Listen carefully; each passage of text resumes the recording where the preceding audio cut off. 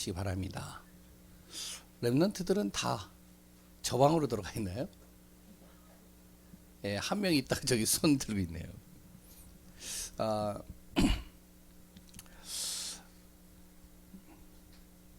우리 교회가 앞으로 렘넌트를 좀 우리가 마음에 담고 인도받는 축복이 되어야 되겠습니다. 그래서 우리 교회에 있는 일단 렘넌트부터 살리자.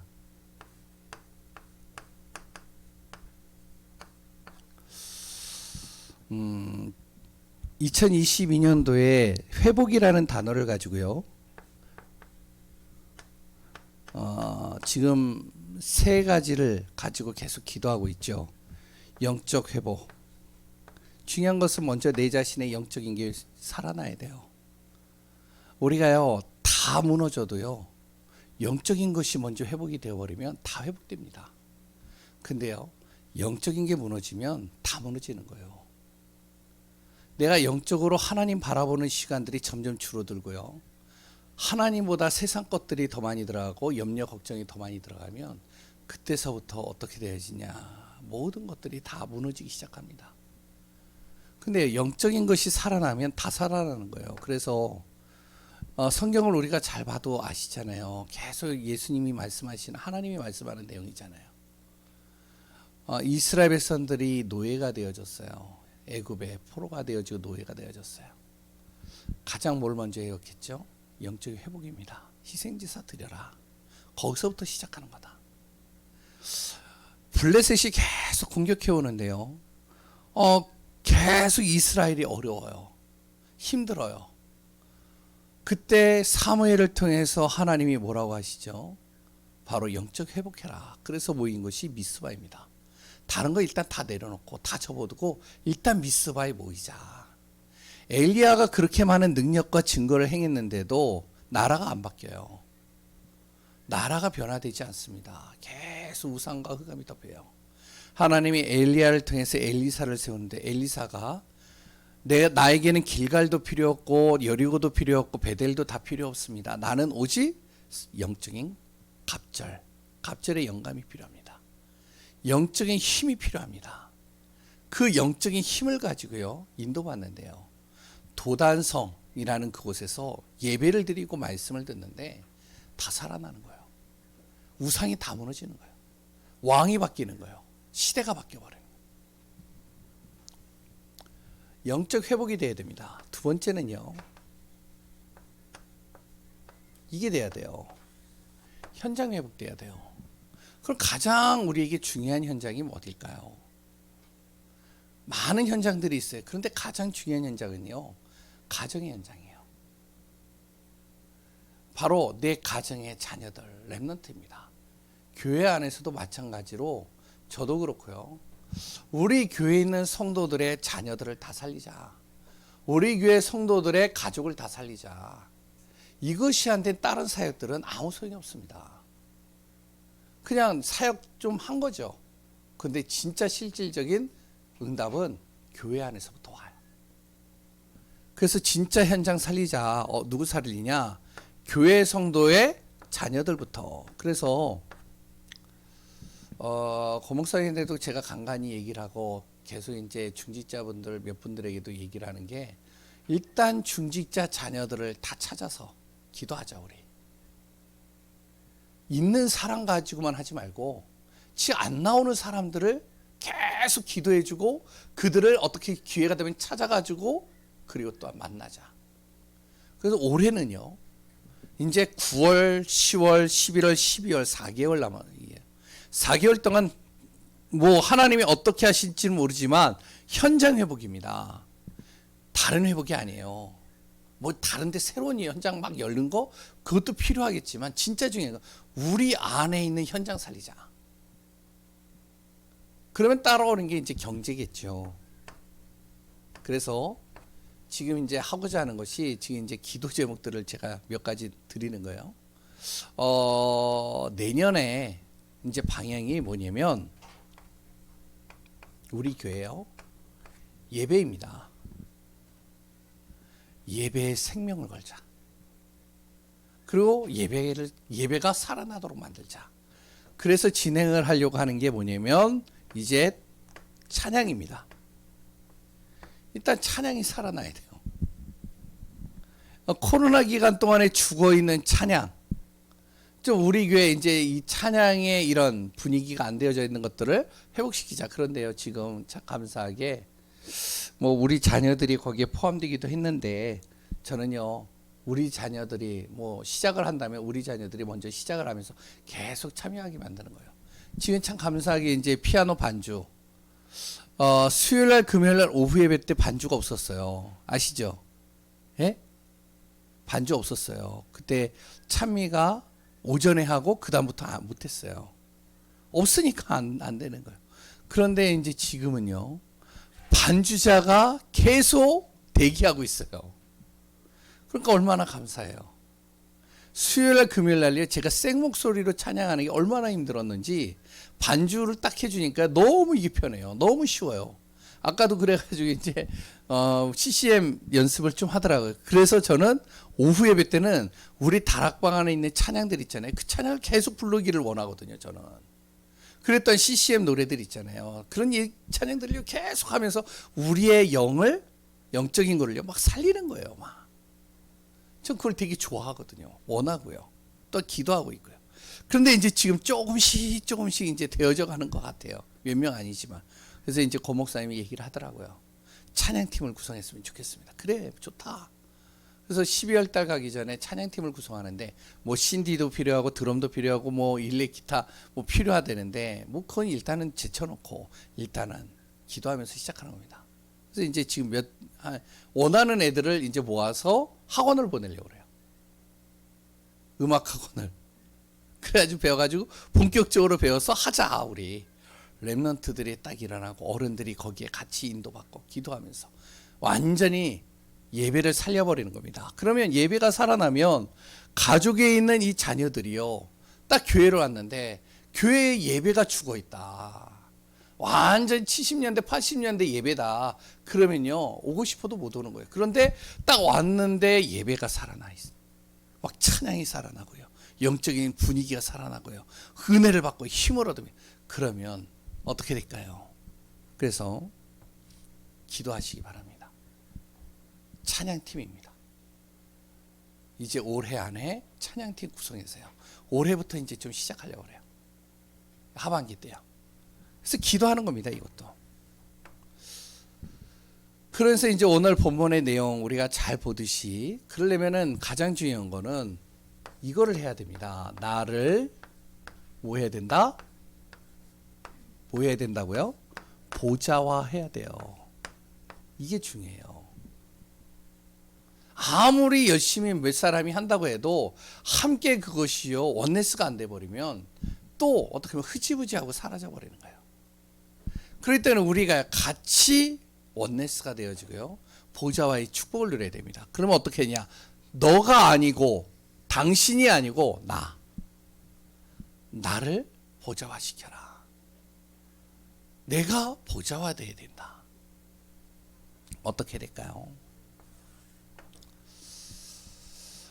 우리는요, 구원받은 하나님의 자녀들이죠. 복음 가진 사람들이죠. 그 복음 가진 사람들이 우리 교회에 지금 10년, 20년, 30년, 어떤 분은 40년 계속 지금 신앙생활 속에서 같이 인도받습니다.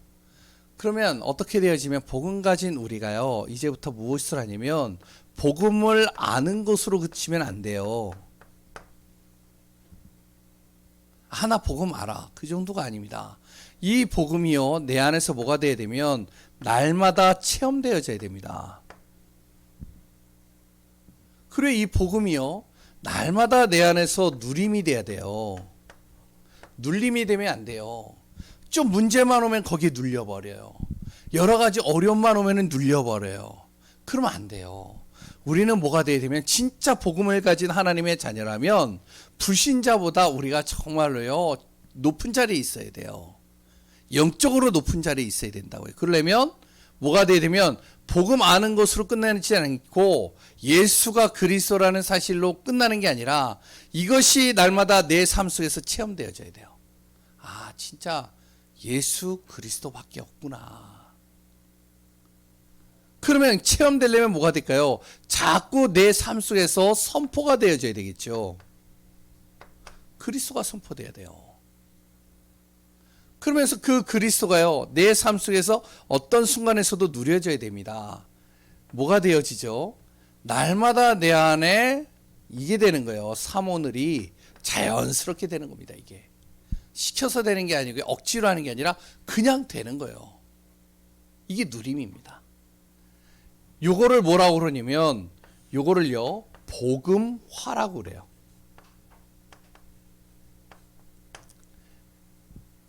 내 개인이요, 복음화가 이렇게 쭉 되어지면 이런 사람들이 모여서 무엇이요? 교회화가 되어지도록 만드는 겁니다. 그러면 여기에 되어지면 누가 들어와도요, 이 분위기 속에서요, 살아나게 돼 있어요. 당연히 교회화가 되어지면 뭐가 될까요? 이게요, 전도와 선교로 확산이 되는 겁니다.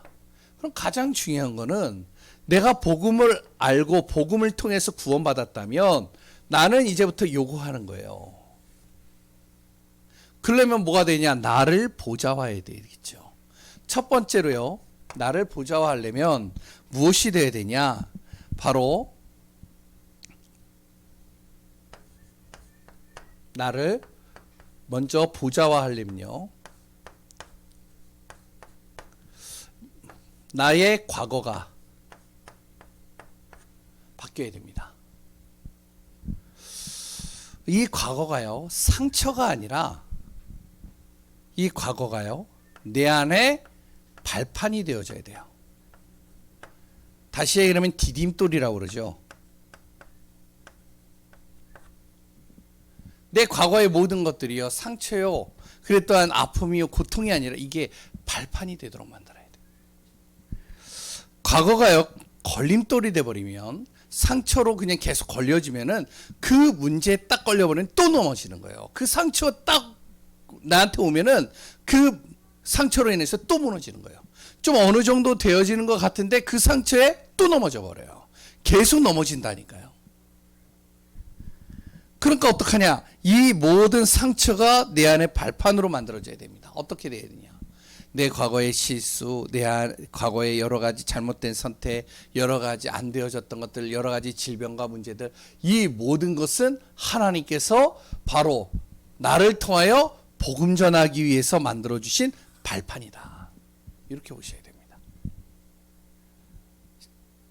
조금 더 예를 든다면 가난한 사람이 있어요. 근데 그 가난한 사람이요, 무엇을 생각하냐? 계속 가난한 생각만 하는 거예요. 나는 도움을 받아야지만 살아. 나는 누가 나를 도와주지 않으면 나는 못 살아. 이 가난한 생각으로 가득해요. 그러면 내 자녀 또한 그 생각 속에 빠져버립니다. 그러니까 어떤 분, 내가 이제 이름은 우리 교회에서 이제 나갔으니까 거명할 수 없고요. 아, 참 안타깝더라고요. 왜냐면은 그 사람은 재능도 많고 실력도 있고 능력도 있는데, 그런데요, 한 직장에서 오래 못 있어요. 정규직이 안 되는 거예요. 이 사람은 계속 아르바이트만 하는 겁니다. 왜 그러느냐? 이유가 있습니다. 그 집이, 그 부모가 뭐냐면은 그 뭐죠? 정부 보조받는 기초수급자예요. 기초수급자니까 이 자녀가 정규직이 돼가지고 돈을 어느 정도 벌게 되면, 그러면 기초수급자에서 탈락이 돼버리는 거예요. 그러니까 우리는 정부에서 돈 받아야 돼. 그러니까 너 정규직 들어가면 안 돼. 알바만 해야 돼. 그러니까 이 사람이요, 그게 완전히 박혀져 있는 거예요. 아니, 20대에 박혀져 있던 것이요, 30대 중반이 됐는데도 안 벗어나요, 이게. 왜냐? 그 가정의 그 상처가요, 발판이 돼서 넘어가야 되는데 그 상처에 걸려가지고 그 상처를 뛰어넘지 못하는 거예요. 하나님의 자녀라면 하나님께서 그걸 넘어설 수 있게 만드는데 계속 거기에 딱 고정되어져 있는 거예요. 어떤 가난한 사람이 있습니다. 그 가난한 사람이요, 어렸을 때요 너무 힘들게 자란 거예요. 근데 그 사람이요 세계 최고의, 그러니까 CEO가 됐어요. 어느 날 어떤 기자가요 이분에게 물어보는 겁니다. 아니 당신은 어떻게 이렇게 성공할 수 있었습니까? 그랬더니 이분이 하는 말이 있어요. 나는 불신자예요. 불신자인데 참 도움이 되더라. 오늘 난 하늘에서 세 가지의 복을 받았다. 뭔데요? 가난의 복, 그리고 또 못 배운 복, 세 번째 허약한 몸, 이 세 가지의 복을 받았다. 아니 그게 왜 복인데요? 아 그거는 진짜로 사람에게 있어서는 저주 아니고 그거는 굉장히 고통 아닙니까? 그랬더니 이 사람이 하는 말이요, 생각이 바뀌는 거죠. 불신자인데도요 멋진 생각을 하는 거예요. 난 가난하기 때문에 더 열심히 근면했다. 그게 나의 성공의 발판이 됐어. 나는 허약하기 때문에 내 몸을 더 챙겼어. 왜? 나는 돈이 없고 가난하기 때문에 허약한 몸을 어떻게 하면은 내가 이 몸을 조금만 무리해버리면 문제가 오니까 항상 내 몸을, 리듬을 항상 내가 타주는 거예요. 그리고 끼니를 항상 거르지 않고요. 왜? 몸밖에 없으니까. 세 번째, 나는 배운 지식이 없어. 그래서 나는 3살서부터 나이 드신 80세까지 모든 사람을 나의 스승으로 여겼어. 그게 나의 복이야. 이 기자가 들으니까 다르잖아요. 우리는요 진짜로 하나님의 자녀라면요 멋진 생각, 멋진 방향으로 가야 됩니다. 아까도 오전에도 얘기했잖아요. 하나님 나는 보잘것없는 존재. 틀린 말입니다. 그 말이. 저도 그 말을 많이 하거든요. 근데 그게 틀리는 말이에요. 왜 보잘것없는 존재예요? 하나님이 나를 만든 게 보잘것없이 만든 게 아니잖아요. 하나님은 나를 최고의 작품으로 만들 때 내 스스로가 보잘것없다라고 만드는 거잖아요. 왜? 환경과 현실이 나를 그렇게 만들었기 때문에.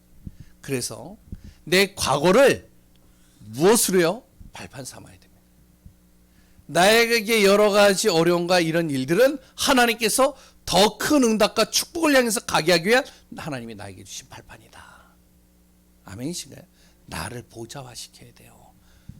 두 번째, 지금 현재입니다. 내 현재의 모든 삶을 뭐로 보느냐? 오늘 모든 자체가 나에게는 응답이다, 이렇게 봐야 돼요. 당장에는요 내 현실에 길이 안 보여요. 답답해요. 교회도 그렇겠죠. 뭐 개인도 그렇겠죠. 경제적으로 어려우니까 현실에 보이는 게 막막해 보여. 긴 어둠의 터널을 지나가는 것 같아. 언제쯤 나의 그 긴 터널은, 언제쯤 이렇게 광명한 빛이 비칠까? 어둠의 터널들을 계속 지나가는 것 같으니까 막막해 보이고 뭔가 답답해 보이고 뭔가 안 되어지는 것처럼 보이는데, 근데 그게 아닙니다. 우리가요 잘 알아야 될 거, 나의 모든 현재 내가 구원받는 순간 하나님은 나를 통해서 무엇을? 하나님 나라를 이루어가고 계시다. 그래서 지금 내가 보여지는 게 응답이 아닌 것 같지만 나중에는 응답입니다. 아까도 이제 그 누구죠? 한중호 지사하고 같이 잠깐 대화를 했는데 그런 얘기를 했어요.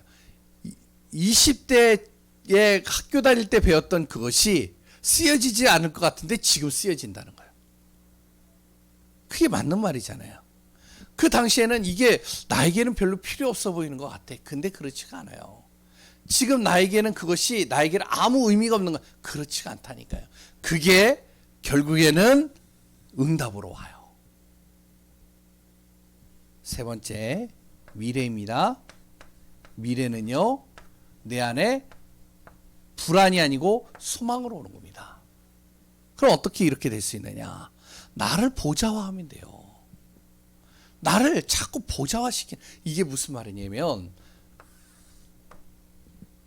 나를요 계속 어떻게 하냐면 이걸 바꿔주는 작업을 해야 됩니다. 각인, 뿌리, 체질을 바꿔주는 거를 계속 해야 돼요. 우리 랩런트들도 똑같습니다. 각인, 뿌리, 체질을 바꿔주는 거예요. 지금 좀 안 된다, 괜찮아요. 계속 심기우는 겁니다. 너의 지금 여러 가지는 너의 앞으로의 발판이 되어줘야 돼. 오늘은 응답이야. 지금 좀 안 되는 것 같지만 그게 응답이야. 너희 미래는 반드시 하나님의 소망을 두고 하나님이 이루어 가실 거야. 그러면 지금부터 뭘 하냐? 각인뿌리 체질을 바꾸는데 어떻게 바꾸느냐? 잘 보세요. 하나님의 나는 형상으로 창조된 존재. 이거 신기한 겁니다. 구원받은 순간 하나님의 영이 내 안에 항상 함께 하시며 하나님의 영으로 충만하도록 만드는 거죠. 오늘도 하나님 나에게 하나님의 영으로 충만하게 하소서. 내가 하나님 자녀 아닙니까? 나의 모든 발걸음과 나의 모든 것은 하나님께서 정복하고 다스릴 수 있는 복을 주셨다. 이거를 항상 내 안에 심기우는 거예요. 나는 정복자이지요. 우리는 정복자이지요. 패배자가 아닙니다. 나는요 모든 것을 다스리는 존재이지 거기에 끌려가는 존재가 아니에요. 두 번째, 요게 되면 무엇이 되죠? 나의 현장을 보좌화하는 겁니다.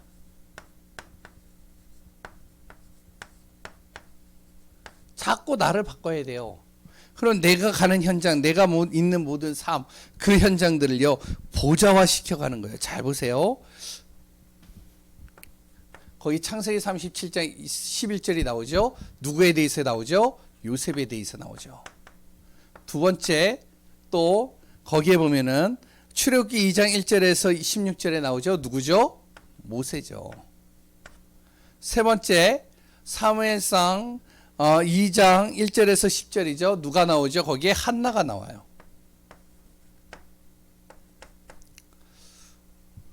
네 번째, 사무엘상 16장 1절에서 13절 누구죠? 바로 다윗입니다.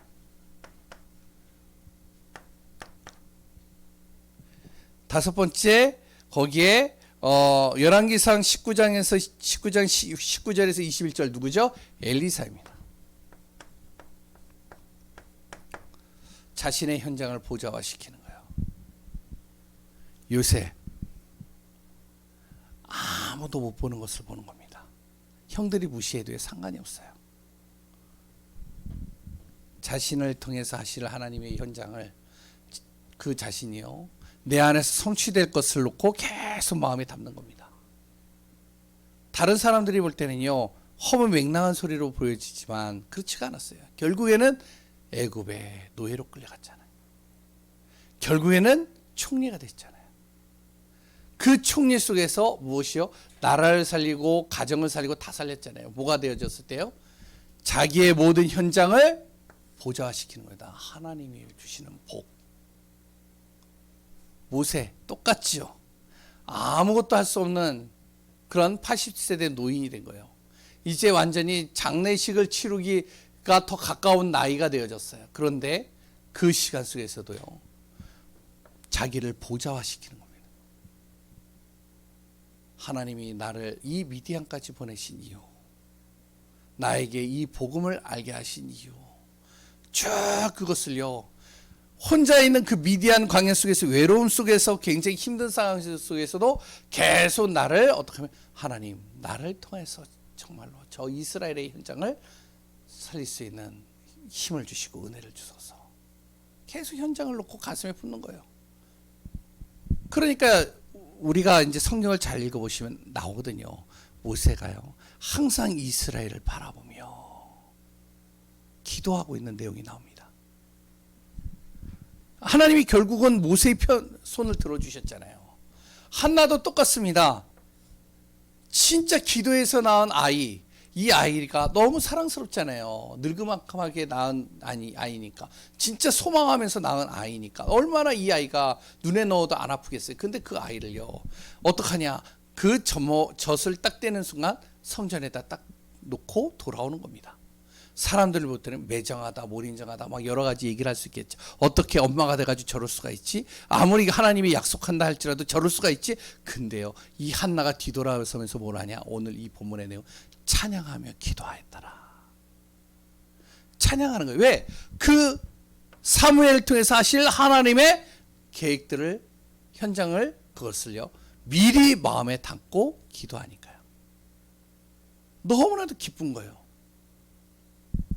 다윗 똑같습니다. 엘리사 마찬가지겠죠.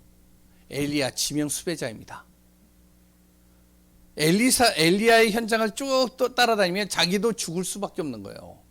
근데 그 현장을요 따라가는 거예요. 왜? 앞으로 펼쳐질 그 현장을 알고 있기 때문에.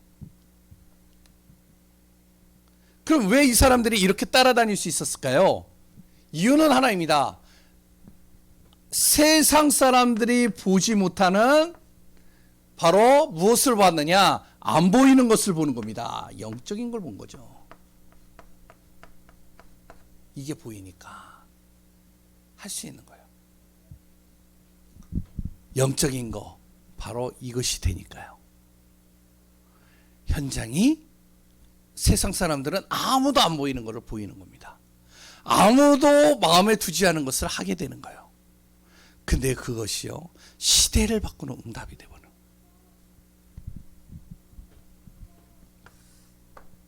지금부터 우리 교회가요 꼭 알아야 됩니다. 지금 많은 교회와 많은 사람들이요 다 놓치고 있는 것들이 있어요. 그걸 우리가 붙잡자고요. 지금 당장에는 뭔가 안 보이는 것 같아도 그렇지가 않다니까. 반드시 하나님이 현장을요 우리를 통해서 보좌화시키는 거예요. 이 요셉이 이야기를 할 때는 아무도 그걸 귀담아 듣지 않았어요. 오히려 화를 냈어요. 그런데요 이 요셉은 이걸 붙잡고요 몇 년을요 10년 이상을 계속 붙잡고 있는 겁니다. 30세가 될 때까지. 근데 하나님의 역사가 이루잖아요.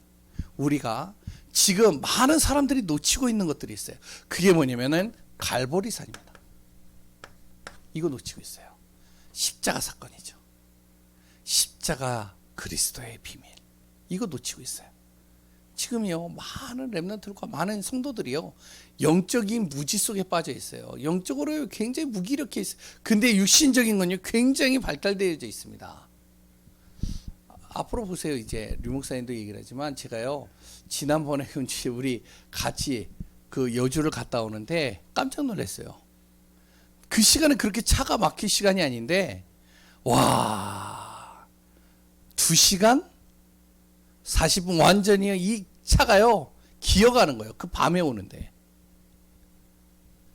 그런데 이제 우리 이건단 장로님이 통화를 하는데요. 그 아들이 이제 이 주일날 이제 여기 와서 이제 예배를 드리기 위해서 오는데 5시간 걸렸대요. 대전에서. 사람들이요 금토일에 캠핑을 가고요 막 다니는 겁니다. 그래서 이제 주일날 마지막 날에 돌아오는데 차가 다 막히는 거예요. 왜? 다음날 출근을 해야 되니까. 사람들이요 영적인 게 다 지금 우선순위에서 벗어났습니다. 우리는 뭘 한다? 그래 갈보리 언약 잡자. 하나님의 나라를 놓고 계속하자. 어떻게 보면요 사람들이 볼 때는 우리가 이렇게 하면 에이 무슨 저 조그만 교회가 에이 무슨 저 성도들을 데리고 에이 무슨 뭐 메시지도 그런데 아 무슨 거기서 무슨 시대를 살리고 지역을 살릴 수 있어 얘기할 수도 있습니다. 모세도 그랬잖아요. 그런데 그렇지가 않아요. 마가다락방에 일어난 성령의 충만한 역사는 지금도 일어납니다. 이거 잡고 우리가 계속 현장을 놓고 기도하는 거예요. 이랬을 때 현장이요 우리를 통해서 무엇이 되냐? 흑암이 무너져요. 우리를 통해서요 뭐가 무너지냐? 어둠이 무너지는. 그러면 어떤 일이 일어나죠? 세 번째 바로 이게 일어나는 겁니다. 보좌와의 축복이 일어나는 겁니다. 뭐죠? 첫 번째 재앙을 막는 거예요. 지금요 계속 재앙이 덮칩니다. 지금 장난 아니에요. 파키스탄이요 난리 났었죠. 예? 지금 태풍이 불어오는데 이 태풍이요 저도 이제 보니까 이 태풍이 2개가 오는 게 하나로 합쳐져 버렸잖아요. 그렇죠? 큰 태풍이 됐잖아요. 그래서 지금 한반도를 지나가거든요. 혹시 뉴스 보셨나요? 지금 그 제주도에 한라산 거기 그쪽에 비가요. 예? 순식간에 270mm가 왔대요. 그냥 완전히 물폭탄이 쏟아진 거예요. 다 잠겨버리는 거예요. 우리나라만 그런 게 아니잖아요. 지금 곳곳에요. 계속 이게 몰아칩니다. 자연재해. 자연재해만 몰아쳐요. 지금 완전히 사람들의 생각과 모든 것들이 재앙이에요. 재앙. 외국만 나가봐도요. 장난 아닙니다. 동성연애 완전히요. 그게요. 합법화돼 있어요.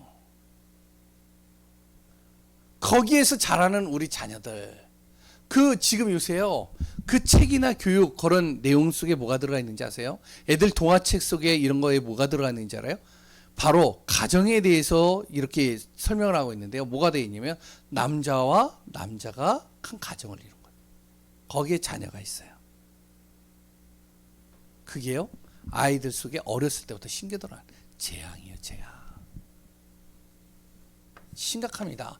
지금 이건 제가 조심스럽게 얘기를 할 수밖에 없는 내용인데 우리 뭐 교회는 그런 분들이 있는지 없는지는 전 잘 모르겠어요. 그런데 제가 얼마나 참 충격적이냐면 렘넌트에 대해서 얼마나 마음이 담기냐면 예전에 제가 가르쳤던 아이가요. 이제 좀 여자아이인데 좀 남성 같아요. 목소리도 좀 남성 같고요. 하는 게 굉장히 액션이나 이런 것들이 남성화돼 있어요. 근데 얘가요. 학교를 갔는데 학교에서요. 여자애들이 얘를 좋아하는 거예요. 남성적으로 생겼으니 이제 얼굴은 여자인데 남성적으로 생겼으니까 여자애들이 좋아. 그래서 여자애들이 따라붙는 거예요. 그래서 그 클럽에 가본 거예요. 걔네들이 모이는 거. 근데 거기에 트랜스젠더들이야 다. 그런 아이들만 모이는 거예요. 그래가지고 깜짝 놀랐어요. 나한테 얘기를. 근데요. 그 자기는 그게 아닌데 거기에 무리에 자기도 영향을 받는 거예요.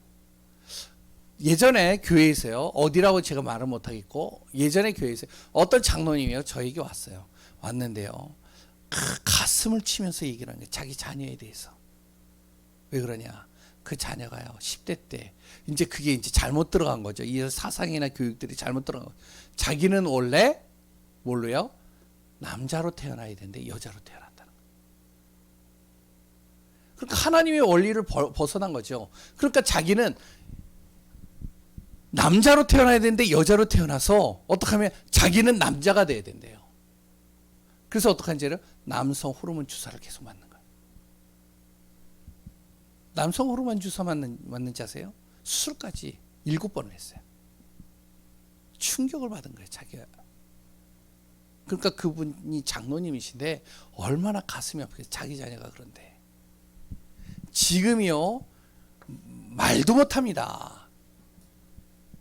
그런데 정말로 우리가 나를 보자 하고 현장을 우리가 가슴에 품고 이 현장을 놓고 진짜로 아무도 안 해도 나는 이걸 한다라고 가슴을 잡고 가는데 그 한 사람 때문에 그 지역과 시대가 바뀌는 겁니다. 왜? 성경에 나오잖아요. 렘넌트 7명도.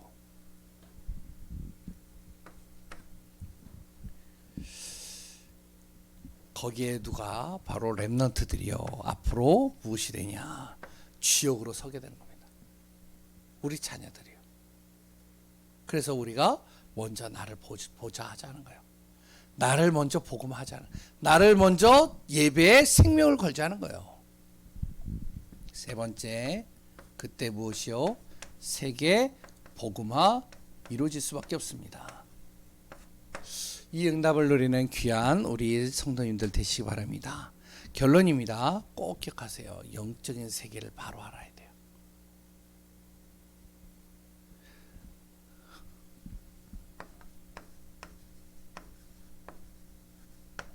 영적 존재는요 반드시 있습니다. 그냥 나를 힘들게 만들고 어렵게 만든다 이런 거를 얘기를 하는 게 아니에요. 이게 덮여버리면요 가정과 가문이 완전히 다 덮여버리는 거예요. 그래서 우리는 영적인 존재를 정확하게 알고